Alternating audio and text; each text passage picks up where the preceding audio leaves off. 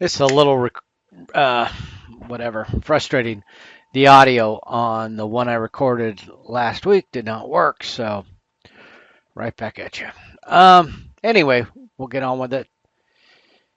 This is what we are going to talk about tonight is retirement issues, and we've been talking about retirement kind of throughout the course, but tonight hopefully it'll tie some things together in terms of why it's important to save for retirement and what else you can do with it. And then we'll also talk about estate planning and things like that. Um, so retirement planning in general, my point has been that you know the way to make things easier in your life is to have excess funds by not basically living paycheck to paycheck. If you can accomplish that, then you can deal with other stuff. If you don't take care of planning for your finances, you're going to spend an inordinate amount of time on finances because you're going to be broke and you're going to be, scrambling the whole time. Whereas if you can manage to get ahead, primarily saving for retirement, it's not like you're denying yourself throughout your life. It it is going to make the primary reason is to make the main part of your life, your earning years, much easier by giving you the peace of mind that you'll have money in retirement, but also I'll show you there's several ways. I'm not retirement age, and I've used my retirement planning all the time. I borrow against it. I've got property that's designated for retirement. It's a good thing. So anyway, um, first off, Social Security. Don't confuse necessarily Social Security with retirement. Social Security, there's all sorts of issues, and I don't want to get political here, but nobody is protecting Social Security. Politicians who say they're doing that are, well, they're lying to you because it hasn't happened. If they were protecting it, it wouldn't be in the shape it is.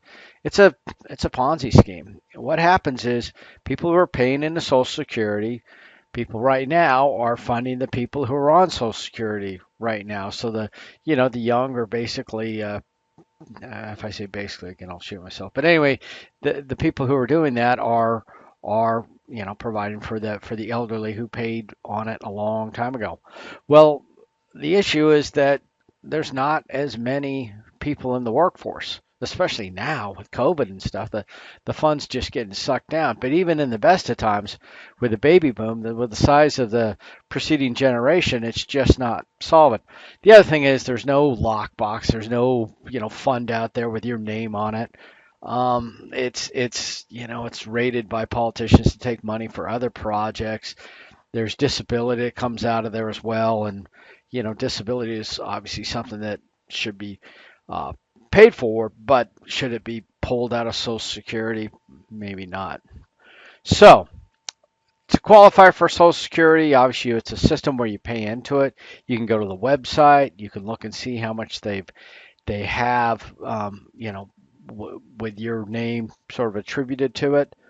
But it's a moving target. If the fund goes dry, well, their promise wasn't worth a whole lot.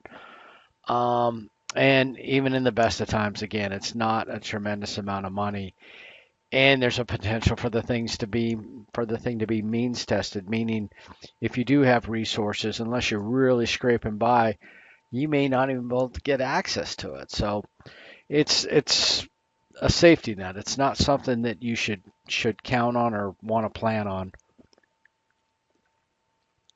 All right. Next, survivors benefits. So it mentioned in here just a little bit about disabled benefits. What happens right now is there's a lot of state benefits that have for that are part of if somebody ends up unable to work. Well, there's lawyers out there that are basically paid by the state. They get about 1,500 bucks for every person they can convert from state disability to federal disability, which would put them on the Social Security program. So that's another reason why the fund is not necessarily solvent. Survivors benefits, monthly payments. There's some gamesmanship. You can delay taking payments if you're a regular Social Security beneficiary to get more later. Um, so this is what I'm talking about. You can take it at 65 and get potentially more Well, you get more than 62.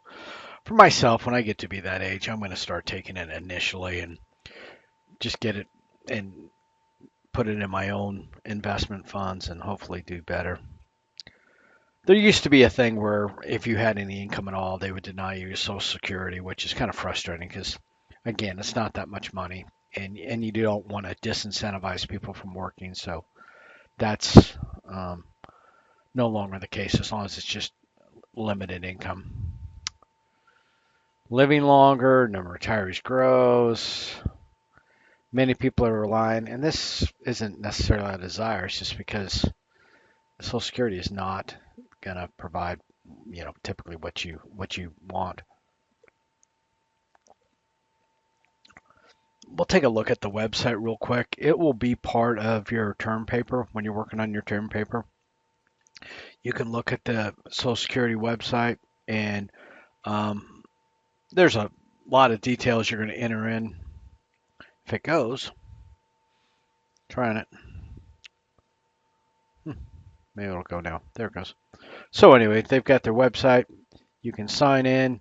You can get exactly, what they have on track for you in terms of retirement estimator, and how many months you have paid in, and the rest of that.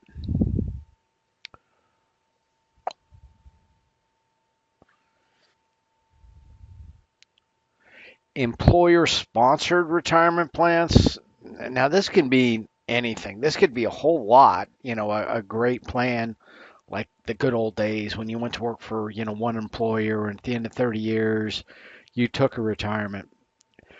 Now, not so much the case. What's happened is most employers now offer a cafeteria plan. They offer less in terms of retirement, and it's more incumbent upon you to figure it out and invest for yourself. Why do they do that? Those plans are expensive, and so let's say you've got a job offer, and one job offers for $80,000 with great benefits, and the other one's 100,000 with very little benefits. Most people take the 100 grand. So the employers are like, well, we're not saving any money because they're spending that 20 grand probably on those retirement benefits, and so they just offer a higher starting salary, and they want to be competitive to get the best employees. But anyway, any of these plans though that are employer sponsored, yeah, there's usually going to be some sort of penalty. There's a concept called vesting. You'll find this with most plans that even when there's a match or something like that from your employer, where if they're contributing part of the money or they're providing you some sort of retirement benefit, and let's say you quit after a year, more than likely you walk away with nothing, right? And the concept typically is after it's not written in law, it's company policy, so it's going to vary from company to company, but typically after 3 years you might get 50%. After 5 years you might get 100%. For a full retirement, though, it's going to obviously take somewhat more than that. Um, Defined benefit plan, specific amount. So this is what we're talking about with a old school retirement plan, a defined benefit plan, as opposed to just a simple, you put up 3,000, we put up, or 3%, we'll put up a certain percentage, and then you go invest in your own fund. In this defined benefit, this is actually a plan that's run by the company, and you may not even need to invest any part of your salary into it. But again, this concept of vesting that I talked about before, there it is in different language.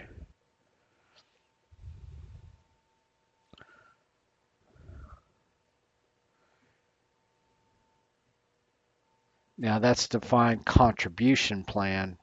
So in this case, see, we went from defined benefit to defined contribution. So contribution, this is where you're going to contribute to the plan as well. And this could vary greatly. I had a plan initially when I started with the company where it was 10%. They just gave you 10% of your salary and they called that your retirement plan. That was pretty generous. And then they got rid of that. And now they've gone to a match and they told us it was a better deal. It was not a better deal.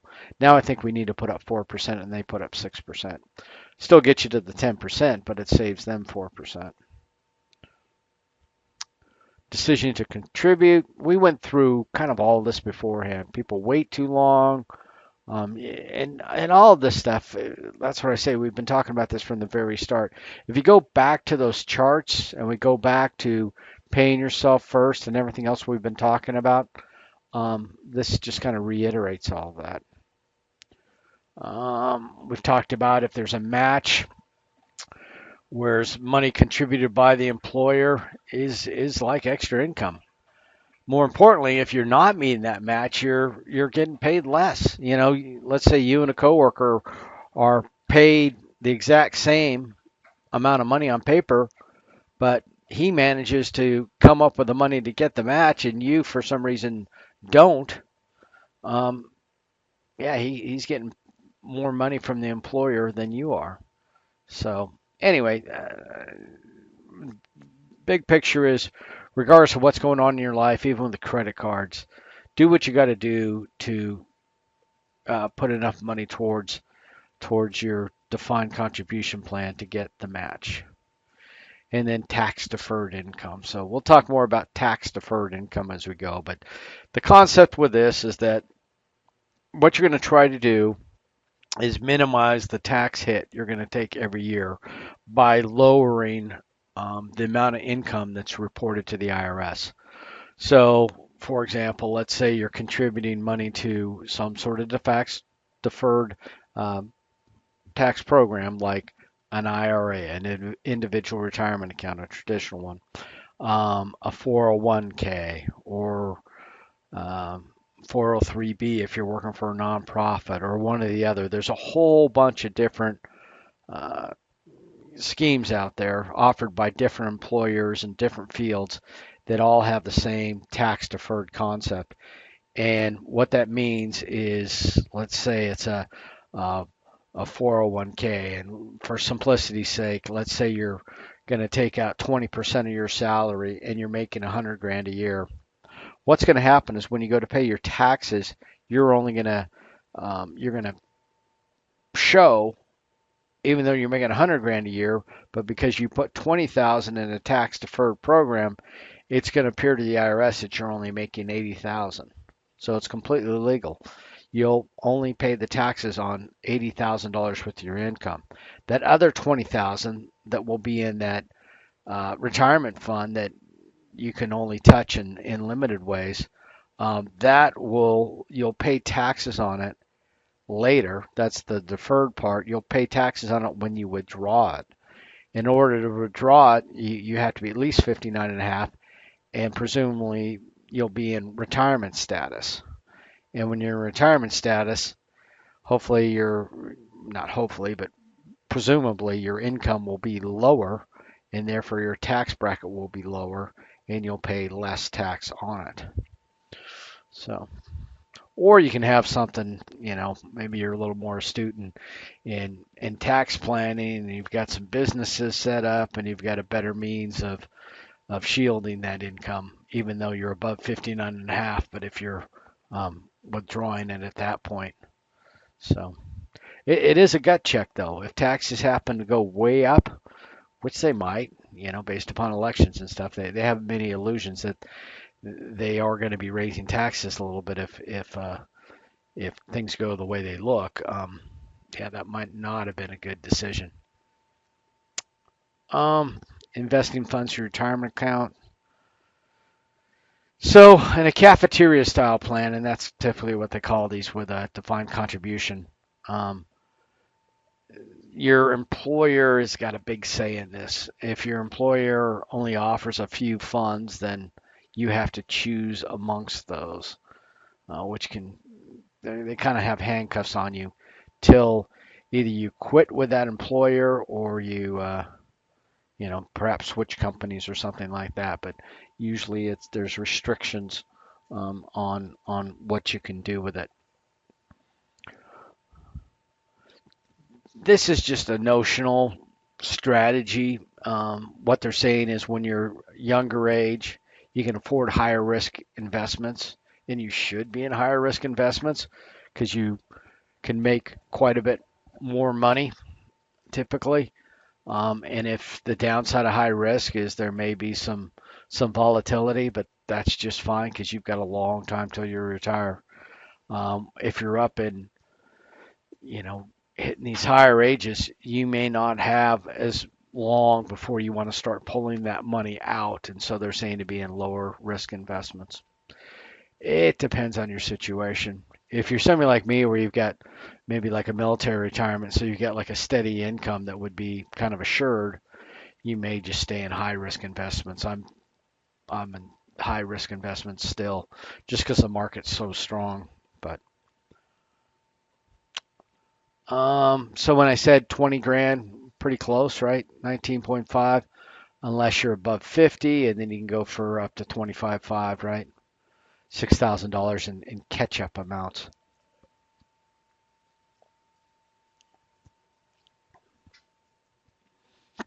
59 and a half is the age when you can start withdrawing it. If you happen to take it out before then, they will assess you a 10% penalty right off the top. And then that money you pull out will be taxed as regular income, regular wages. So it'll probably be a pretty significant hit if that were to happen.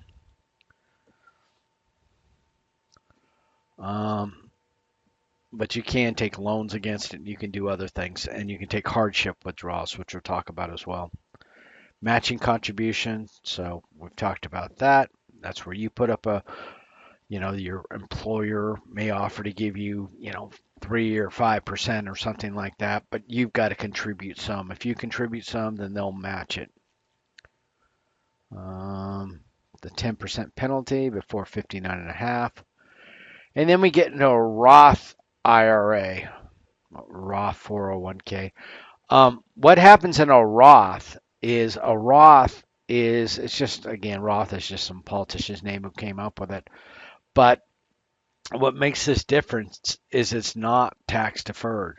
On a Roth, you're taxed on the money before you contribute it. So if, in this case, if you're making 100,000 and you give, put, invest some sort of amount, say $5,000 into a Roth, your income as reported to the IRS will still be that 100,000. But that Roth money, when you withdraw it, is tax free. The earnings on it are tax free because you paid the taxes going in, and so there are no capital gains taxes on the way out. It has the same restrictions. You got to wait till 59 and a half and all the rest of that, but they're a pretty good deal. You can have a combination of traditional IRAs and Roth IRAs. The Roth, again, being taxed up front, the traditional being tax deferred. 403b sort of sounds like the same thing as a 401k because it is. It's just for nonprofits. So the numbers, some of these relate back to 2015, but for typically they'd be the same in 2020. SEP. So what they do with a lot of these other plans, you'll see these different names, SEPs, KEOs. Anyway, it's not all companies. 401ks are for for-profit companies, large employers generally, whereas 403bs are for nonprofits. SEPs are for small businesses.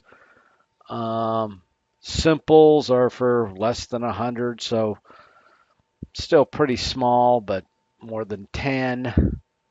Anyway, many different ways of tax deferred savings available.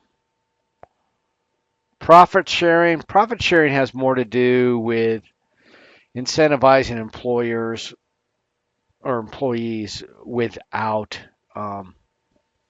triggering IRS. It's a way to compensate employees without putting them in a higher tax area. It's a way to work that out. If you're offered profit sharing by your company, by all means, that's a good thing. But it's a way sometimes for some of these companies to add additional compensation for their employees and stay under the radar, depending on an industry. Employee stock ownership program. Sometimes I take advantage of the company I work for, and I just get their shares, and I get a 5% discount on them, and I sell them the next day that I get them. So the only problem I have with the employee stock ownership program is if you're working for a company and now you've got stock in that company, and maybe you have a defined benefit plan with that company, and now you kind of have all your eggs in one basket. So, but if they're going to offer you stock at a discount and they don't have any limitations on reselling it, then you'd be kind of foolish not to do it.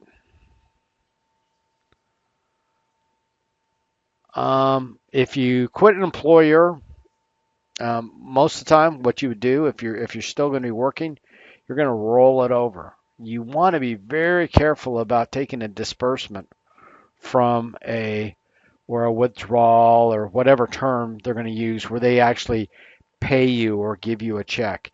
If you get a check from your IRA, 401k, and you're not 59 and a half, you usually have a pretty big problem because you just generated a huge taxable event. If you're going to switch employers, what you'd want to do is you'd want to use a specific terminology about rolling it over. And so that way it stays in that IRA, 401k, whatever status, and does not generate a taxable event. Keogh, again, another means of tax deferred for self-employed folks. So we had small businesses, sort of medium small businesses with simples, and now we have self-employed. So everybody has some sort of option to avoid the taxes. Simple we talked about.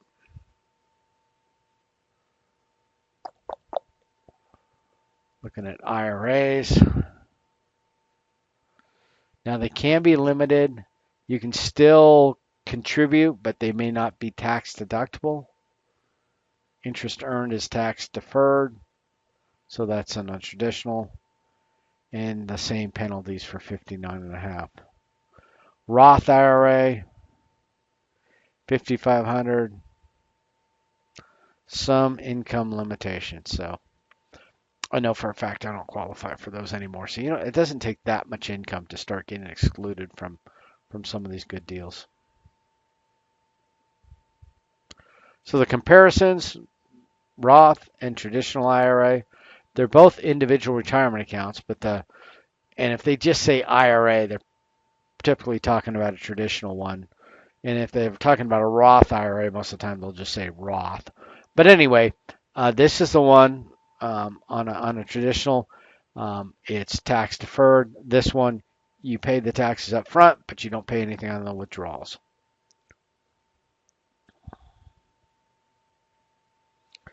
And then, as I spoke to, they're typically a good deal, but the assumption is that when you withdraw the money, the tax rate is going to be lower than when you put the money in.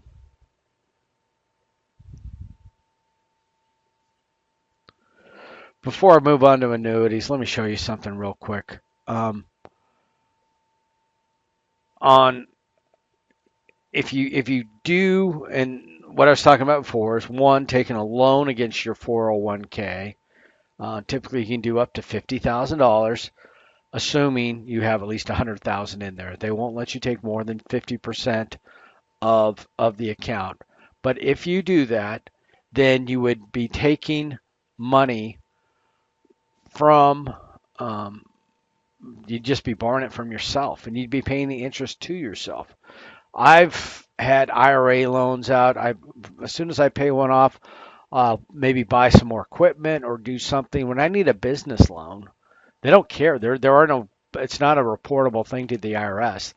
It's not a hardship. It's just you just do it. And it's easy. I mean, literally the last loan I took against a 401k, it was completely automated and it was done in about 4 minutes. Um, it's just so simple. They wanted to know how much I wanted. And that was a drop down menu. I was paying 5%, but that 5% is paid back to me. And I specified, like 18 grand over 18 months. So it's just so easy, and no hardship is required. But if, and this is getting right to an IRS site, so the verbiage on here is going to be a little legalese, but it's definitely going to be accurate information. So they're going to talk about this. Let me see. They've got all the different ones in here. Yeah, it's because it is the IRS. Sometimes it's harder to find um, the actual information you need.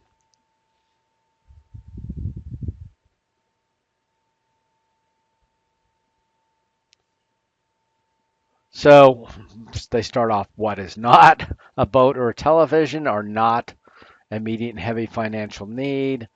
Um, and here are some of the ones automatically considered to have an immediate financial need, if any of these.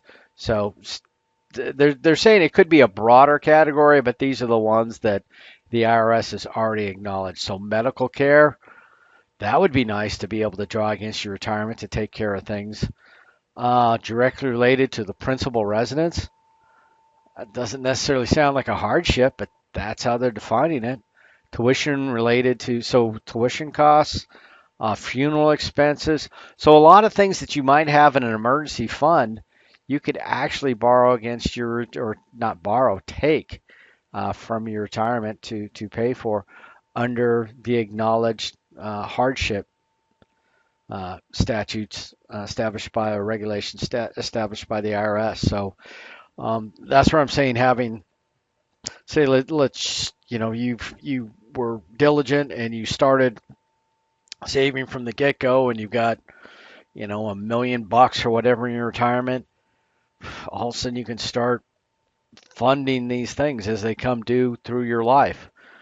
So it's not that it's untouchable money. Oh, what happened? Okay. I didn't think I closed the other one.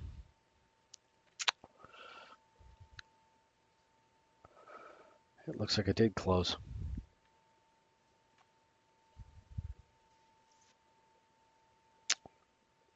We're right up to annuities. So annuities, as I described before, kind of like life insurance, but a different concept, like the opposite of life insurance.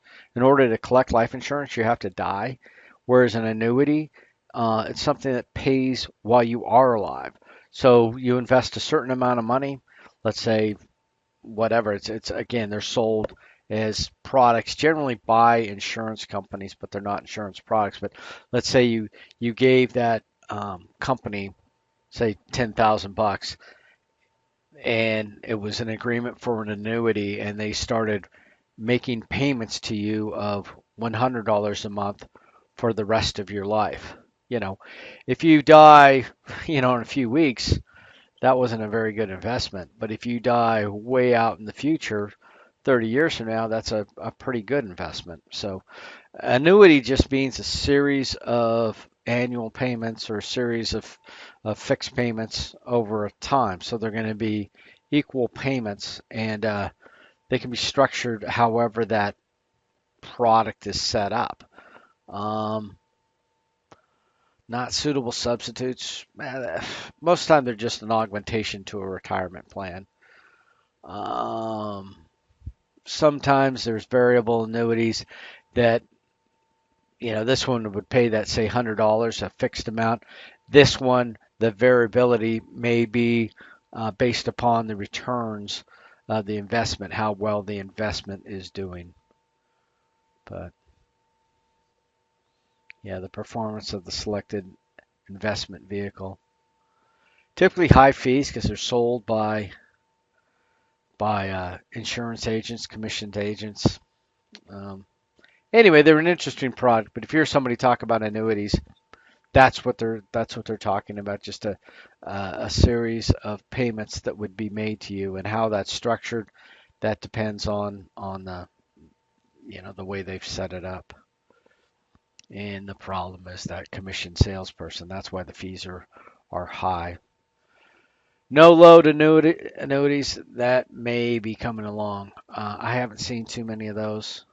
Most of the time, most of these products are still in the hands of insurance companies.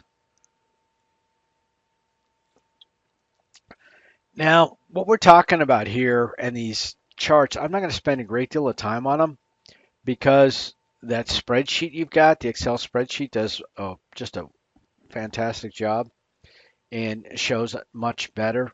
I mean, again, they're looking at 2 million bucks, and over this successive number of years, 6%, and they're saying over 40 years. Again, look at those charts. They're just a lot more powerful. You can enter at different places on the chart, and you can use the different rates up to a 10% rate, and 10% is pretty close to what you should expect out of the stock market. So $5,000 at the end of each year. In the example we were doing was $500 per month, so basically 6,000 or 5,500, I guess it was. They were going to do 11 months. And they're giving you a couple different rates. But you can see only 2% more of a yield, and that all has to do with compound interest. It's not a linear relationship. That's a little bit of logarithmic. Um, Again, they're just showing you an example, something you probably would not do though. Take it all out at once and have a pretty massive tax hit. Estate planning. Estate planning is all about, retirement planning is while you're still alive, and estate planning is for when you've passed on. So it's about wills. Couple key definitions. Estate is the assets um, once all the debts are paid. So typically, if somebody, even with a will, there'll be some settlement period where everything will go into a specific account for a certain amount of time. Um, Somebody, executor, or the trust agent, or whoever, will go about settling the estate. They may sell the house if that's part of it. They may sell vehicles or possessions. And at some point, however long that takes, or maybe some items are given away per the will, but at a certain point, there's going to be a calculation made, and um, they're going to subtract the assets from the liabilities, and the rest of that money is going to be distributed. So this distribution can go pretty straightforward if there is a will. If there's not a will, then it's just chaos. It can the state, all these matters are handled in probate court, which is a state court, and it's often overburdened. And if somebody doesn't care to write a will, then they die in intestate is what they call it, without a will. And so the court's not going to be all that eager to jump in because you weren't in a big hurry, and now they're not going to be in a big hurry. So it's just going to be a lengthy process with lots of lawyer fees, and it's not going to really turn out in a good situation. As opposed to if you took the time, had a will, just a simple will that's properly executed, meaning signed and witnessed and all that, then things will go smoothly. It'll sail right through probate court. The judge, rather than dividing things up, will just more or less bless it, and off it goes, and bills are paid. Children, beneficiaries, whoever, are all taken care of. So it's not that hard to get a will done, and it's really something you should have. So beneficiaries are who's named in the will. Um, if not, intestate, court appoints an administrator, and you have no control. Even your beneficiaries, you know. Anyway, it's just going to be a mess. Creating a will, so you need to be of legal age, mentally competent, uh, not under duress, signed and dated, witnesses. When you go to do this, in this day and age, you find somebody, a lawyer, even a paralegal. Paralegals are good, quite a bit cheaper. You're not asking for a lot here. You're just trying to prepare a simple will. They'll give you a worksheet. You fill it out. They'll type it up in a proper format. You'll come back. They'll grab three random people who are wandering around the office. They'll witness it, and you're done. And then you put it somewhere where the beneficiaries know where it is, and hopefully it's in some sort of fireproof container somewhere. Maybe safe deposit, maybe with a beneficiary, wherever. Common types of wills. So I don't get too wrapped up into this part, the simple or the marital share. The main part is that it's just the signed witness. It's done in typical legal format. And sometimes you can get more trouble by making the will too specific. If generally if you get married, you're going to have to get a new will. If you move to a different state, you're probably going to have to get a new will as well, since it's a state issue. But other than that, if you buy a new house or have a new kid or something like that, that's not going to necessitate. Usually, it's just going to be the children, distributed amongst the children in my property rather than my property located at such and such address. Just makes it easier, and it doesn't really change the nature of it. Unless, you've got some crazy thing where this piece of property goes to this guy and that property goes to the other guy. You can make it more complex, but typically you don't need to. Distribution in the state. So you don't need exact dollar figures. You can use percentages if you want. Executor, if you got somebody you can trust. Or typically it can be a, administrator kind of person, a lawyer. But somebody's going to have to settle all this stuff. Track everything down, sell what's necessary, and if you've got the money, it's probably not a bad idea to just have a executor do it for you.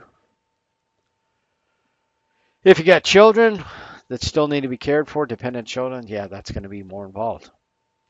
Definitely need signatures, and then we get into some of these other things regarding funerals and financial documents and the rest of that.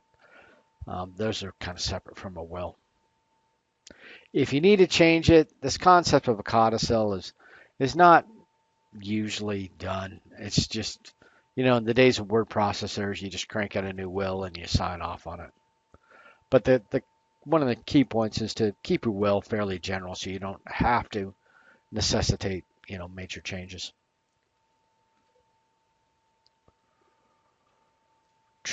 Probate is the court that it's done. Executor opens it. They'll probably open up an account for the estate of and then close it once the account is settled. Here's a sample.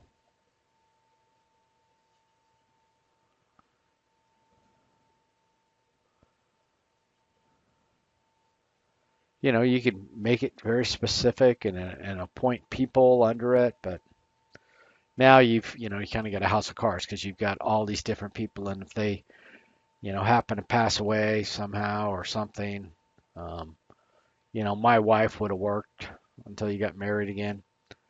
Anyway, you typically only have one of those, so power of trustee. But these witnesses, it's again, you likely won't know them, and I've never had their addresses taken down. So estate taxes, death taxes, whatever you want to call them, they can be a very big deal, but a lot of times these taxes are done at the state level. So Alaska's not a huge issue. You would be surprised though. A lot of times the limits on these death taxes are actually pretty high. What they don't want to have happen is, say if you've got a farm or something like that where the farm has to be sold. That's always the case that they use. But again, this is estate planning. If, we all know we're going to die. So if you've got a business, there's a number of reasons why you don't want to have it as a sole proprietorship. You probably want some sort of corporation for liability purposes. But also, when it comes to estate planning, corporations don't die, so it's much easier to transfer your business or your assets through a corporation onto survivors. If you're sole proprietorship, that business no longer exists. It died when you did. Corporations live on. So 11,400,000 in 2019. Again, that was under Trump, so things will probably change unless he's able to pull that off. Um, but can be as high as 40%. So, the usual offenders. If you die in New York, New Jersey, California, you're going to have problems. Some states and valuing. Anyway, yeah, you need to have an idea. But again, that's a nice problem to have, to know that your assets are going to exceed 11 million. So we'll worry about that when we get to it. A trust could be one way to do it, but again, if you've got 11 million bucks, you probably did not get there by working for somebody else. You probably have, you've probably done some tax planning and realized the benefits of having a some sort of corporation, and you've been able to work it out in different ways. Living trust, revocable trust. I'm not going to get so far into that because that's not really a personal finance issue. Um, some of these things, yeah, you have people that may need that because of certain mental issues. Some of these trust things are, again, this is sort of a high wealth individual problem. So, let's say you've got this huge property. Now the property value is so high that you're going to get taxed out of it. Um, and you've only got about 5, 10 more years to live. You might want to make some sort of deal with the local tax authorities where you will, you know, donate that property to whoever in exchange for not having to pay any more taxes. Well, obviously the property taxes, obviously that taxing authority would want to make sure it's irrevocable. You can't, take that benefit and then change your mind. Um, the IRS is well aware that, oh no, I had $1 million, but I gave it to my children, a week before I died. No limits on all that stuff. Contributions to charitable org, you can give it all away if you'd like. And if you know you're going to end up with one of these situations where it's go 40% in tax to the general fund, you may, decide that, well, I'd rather whoever get this money where I have some control over it and gift away all your money to a recognized IRS, a charitable organization with an IRS status. Living will, again, not so much into the personal finance bit, but power of attorney. I don't like the way they just say power of attorney here. You should never ever give a power of attorney other than a limited power of attorney. So, if somebody, let's say, I used to come across this all the time being overseas. People are moving and they need to sell their car, but they don't have time. It's a short notice thing, and so they get somebody else to sell their car for them, so they give them a power of attorney. But you give them a limited power of attorney to sell such and such vehicle or do whatever, and they can go to the DMV and they can take care of that. But what they can't do is, sell your house and do other things under your name. So a general power of attorney is what it sounds like they're talking about here, is a dangerous thing. A specific power of attorney is something you would do. Durable power of attorney, yeah, maybe for healthcare, but again, it would spell that out. All these documents, especially since you're not going to be around to help people find them. Yeah, they need to be in a safe place. Um, the people involved, primarily the beneficiaries, need to know where they are. You can have multiple copies, but just something with account numbers and all that kind of stuff, where they can get it. Ownership of businesses, things like that. A lot of that will show up in government records. Home ownership, obviously, the mortgage company knows. You know, most of those documents are not kept at home. You don't have stock certificates at home unless you're not smart. Tax returns, typically online, bank account. Anyway, just a list of all the accounts and all this information so you can make it quite a bit easier. You know, assuming you're a good person and they're broken up about, you passing away, you want to try and make it easy on them. All right, so that's it. Let's hope the audio takes this time. But we're getting closer to the end. We're still going to do the final review. We're still going to have another bit of a lecture. Um, but we're coming up into Thanksgiving. We're actually taking Thanksgiving week off. And then we'll have the review for the final. All right. Good night.